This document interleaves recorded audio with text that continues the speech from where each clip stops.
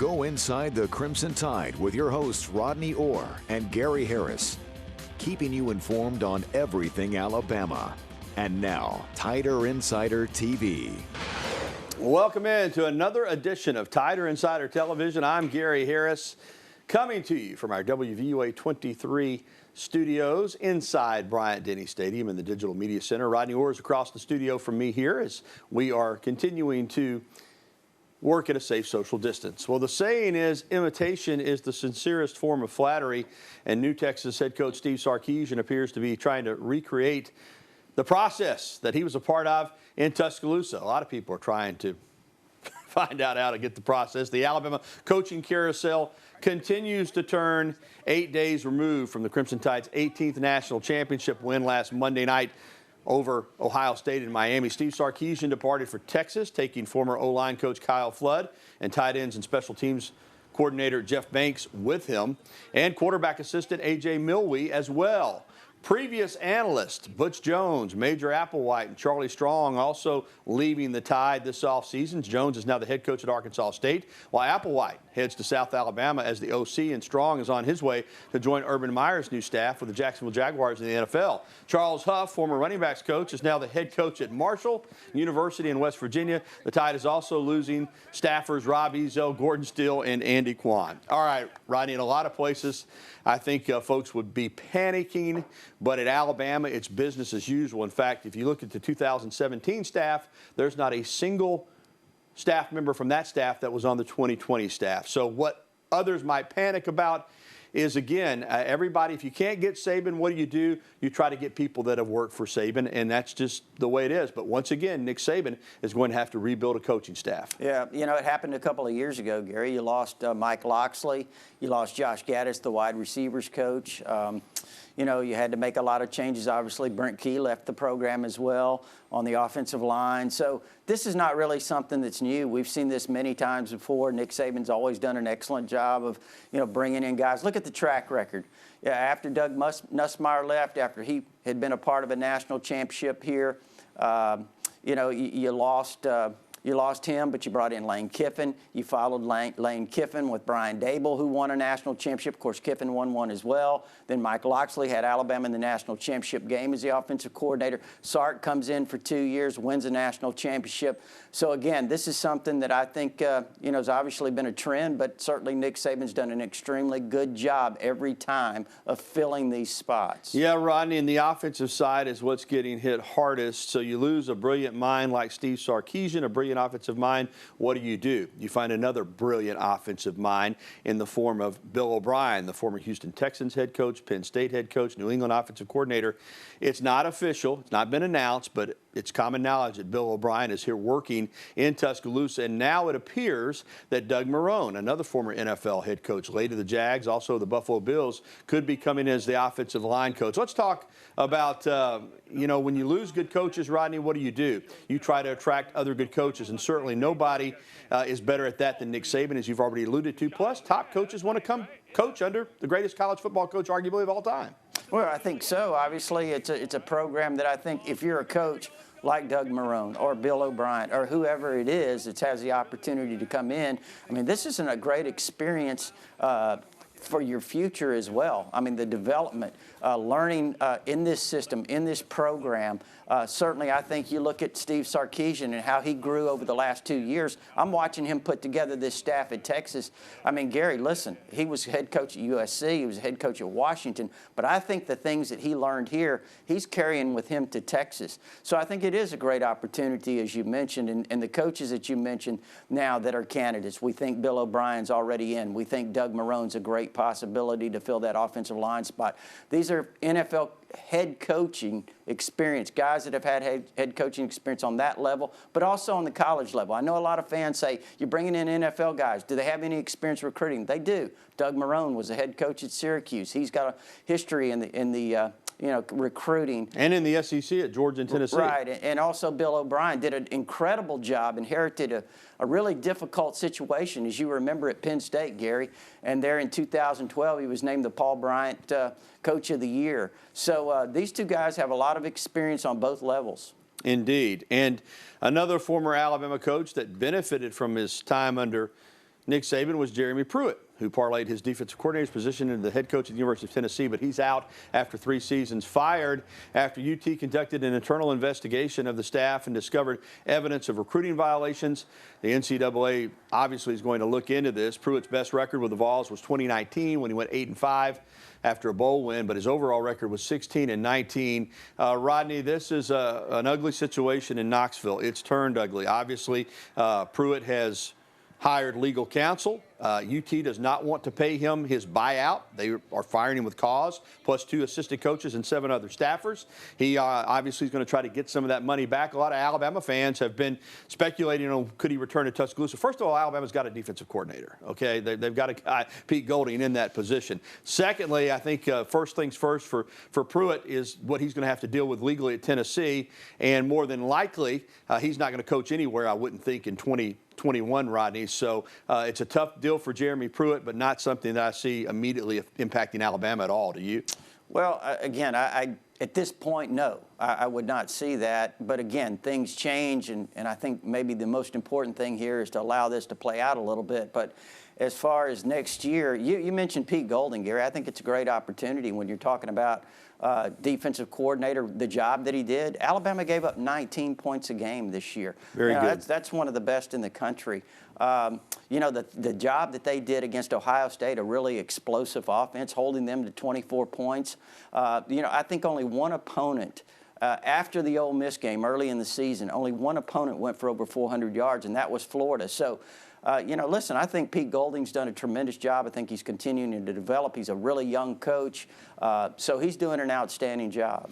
Well, when you have a great program, Alabama has the best program in the country. Your coaches are in demand, and so are your players. Alabama has 4 underclassmen declaring early for the 2021 NFL Draft.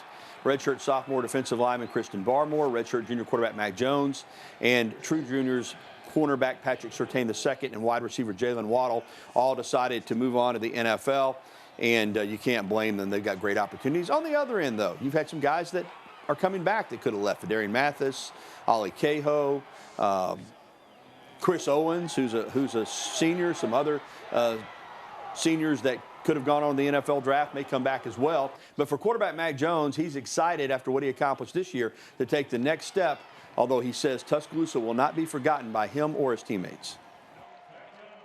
Like I said, I was fortunate enough to play on 4 great teams, and my teammates have had my back since day one. Coming in as a freshman, I played every role you can imagine, scout team to starter to national championship team. But it's not all about me, man. It's about my teammates, and it's hard to leave those guys, but I know they're going to do great next year, and we have a great group of guys, and we put the icing on the cake this year, but I'm just really looking forward to this next opportunity. He laid it out beautifully. What a ride. Well, still to come on Tider Insider Television, a former Crimson Tide basketball standout is finally getting his shot in the NBA. And speaking of basketball, Alabama's on the rise in the rankings and holds control right now over the Southeastern Conference. They're on top of the standings there, too. And we'll also be getting to your phone calls, emails, and tweets. As always, the phone number 205-348-WVUA. That's 348-9882. I encourage you to go ahead and get in now. There's the email address, or you can tweet at us by using the hashtag TITV. We'll be right back with the only show that takes you inside the Crimson Tide. Tider Insider Television will return right after this.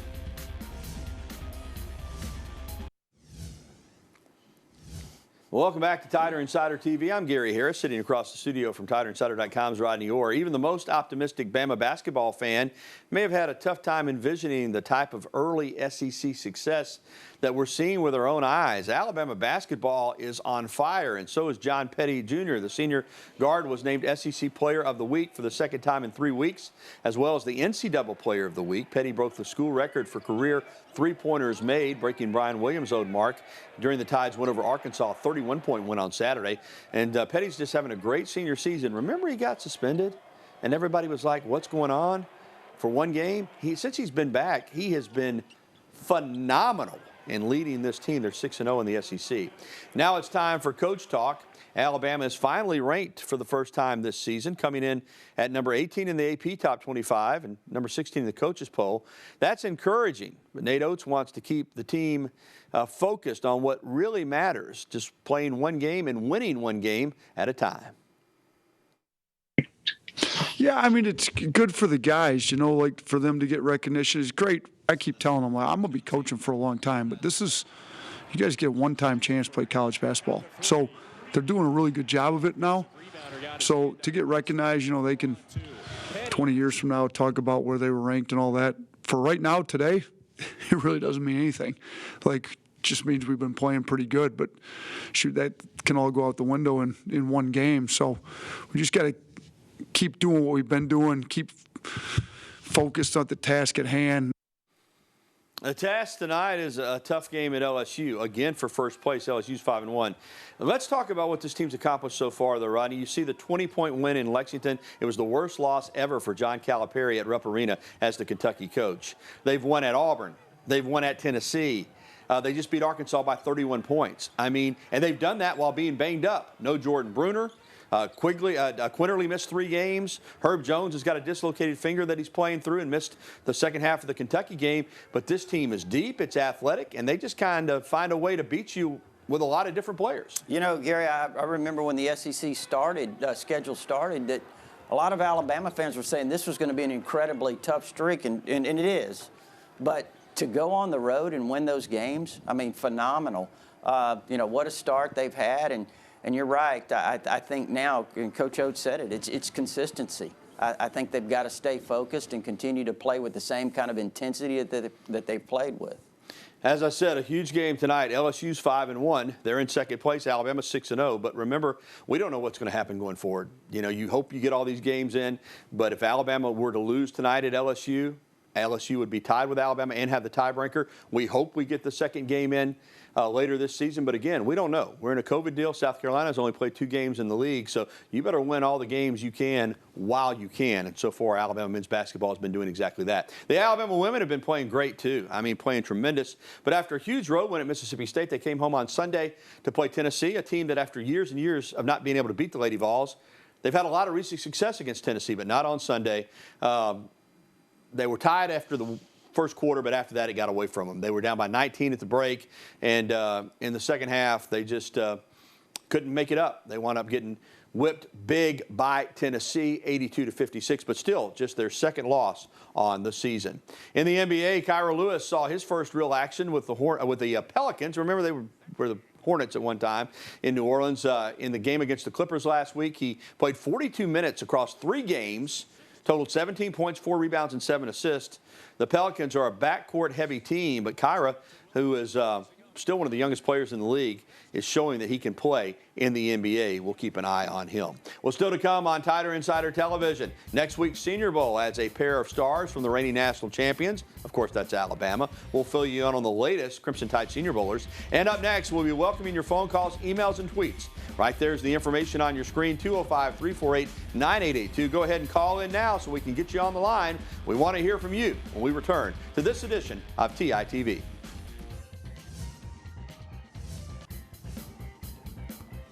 Now, quarterback Maggie Jones and wide receiver Devonte Smith will join the Crimson Tide contingent at the Senior Bowl in Mobile next week. Boy, that's awesome. Mac's going to play in the game. Now, Devonte will go through interviews. He'll be around all the staffs, but he will not participate in the game due to that finger injury that he suffered against Ohio State. But this is a great opportunity for these guys. Devonte could go as high as number 3, possibly, the projecting to the Dolphins. And guess what? He'll go through meetings with the Dolphins and head coach Brian Flores and his staff. And Mac, being projected to be a late first rounder, maybe he can move up even higher than that. All right, welcome back to TITV. Let's get to the phone lines. And first up tonight is our pal Rick over in Bluff Park. Good evening, Rick. Hey, fellas. How y'all doing? Doing well. Appreciate you making my call. Yes, sir. I'd like to talk about what a fantastic learning experience it had to be for the freshmen and younger players on the team watching Najee and Devonte and Mac, 2 of them coming back for their senior year and just shining. And along the same lines, you can say that about John Petty. He came back for his last year, and he's setting the woods on fire. And I'd like to ask about defensive line depth for next year. I appreciate you taking my call. All right, Rick, I think absolutely on those young players watching Mac. You know, Mac learned from watching Jalen and watching Tua. Najee learned from watching the great running backs, Damian Harris, Josh Jacobs, and others. And I think, Rodney, that's the thing about having a great program is even if you're not playing, you're practicing against these guys and with these guys. You're in meetings with these guys, and you're watching them during the game. And it's an excellent opportunity to get better even when you're not actually contributing on the field, right? Yeah, listen, I think those guys that he mentioned did a great job in terms of the leadership. That was the key to the success of this team, and I think they handed it down to some really talented younger players that will be filling in some of those spots, Gary. This Alabama team has a lot of young talent, this Alabama program. You look at several top-notch offensive line prospects, really a talented running back room. We talk about the quarterback room. Bryce Young was, the most heralded quarterback in the country last year. Paul Tyson's a young talent as well. You've got some receivers that are coming in. You've got some young receivers that are here now.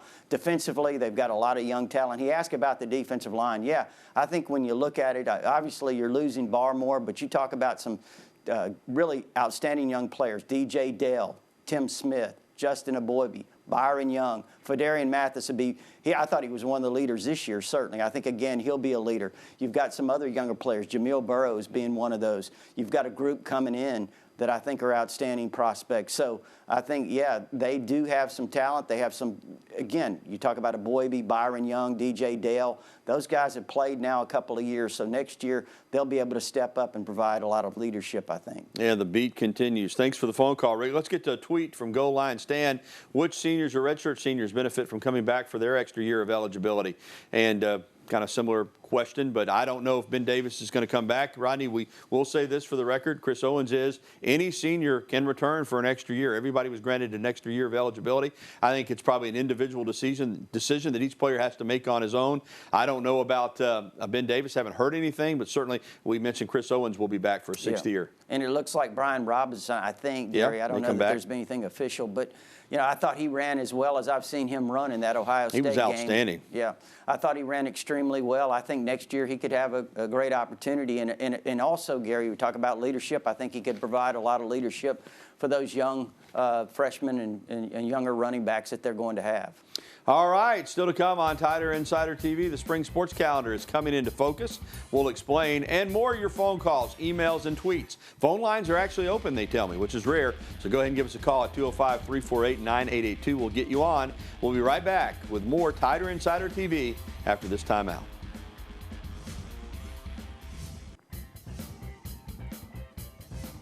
Alabama softball released its 2021 schedule this week. It's challenging from the start. On opening weekend, the Crimson Tide will face two teams, Texas and Arizona, that finished last season ranked in the top 10. It's part of the Texas Classic out in Austin beginning February 12th. Alabama will return home to host the Eastern Bama Bash from February 19th to the 21st with Gardner-Webb, Liberty, and LSU. LSU will be in for that tournament. It won't be a conference series. Of course, the SEC schedule, the Rhodes House is going to be back. We don't know what the attendance situation is going to be, but Bama softball right around the corner. Great to have it back. Bama baseball, too. All right, let's get right back to the phone lines. Reg is with us over in Beeham. Hey, Reg. Hey, guys. I know it should be about Alabama, but I've just got to make a statement. I hate to see what's happened to Gerald Pruitt up there in Tennessee. I think he's kind of been the scapegoat, and he did play and coach at Alabama. Anywhere Fulmer's in charge of, you can watch out for trouble.